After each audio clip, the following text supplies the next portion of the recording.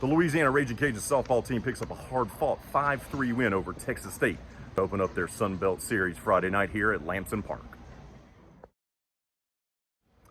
One of the big keys to the win tonight was the fact that the Louisiana Raging Cajuns were able to get timely hits. All 5 of their runs came with 2 outs in this ballgame. And Coach Jerry Glasgow talked about his team's clutch hitting. Yeah, well, that's what I told him, I thought Langley's, going up there with 2 out after we struck out with a runner on third. We had second, third, and she struck out, and Carly popped out in the infield, and, Crater and Heath have been dynamite for us for a month. And so you can't, at some point that's going to happen. So it was really big for Langley to have their back and get those first 2 RBIs, and then Lauren Allred did the exact same thing. Got 3 RBIs down the corner, and we had good hustle from Carly Heath going from first on back.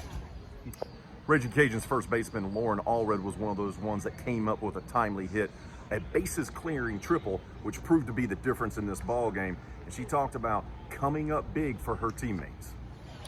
Bases loaded. I just wanted to be there for my team. They work so hard. You just can't leave them on there to help our pitchers out, the defense out, everything. Because later in the game, like how it came down to the end. You want to take those opportunities while you can. The Cajuns had control of this one until a couple of costly errors allowed Texas State to get back in this ballgame, scoring 3 runs there in the top of the 5th inning. But they were able to close the door because Kendra Land came in for relief, and she was magnificent. 2 1/3 innings pitched, gave up only 1 walk, no hits, no runs, and struck out 5 Bobcat batters.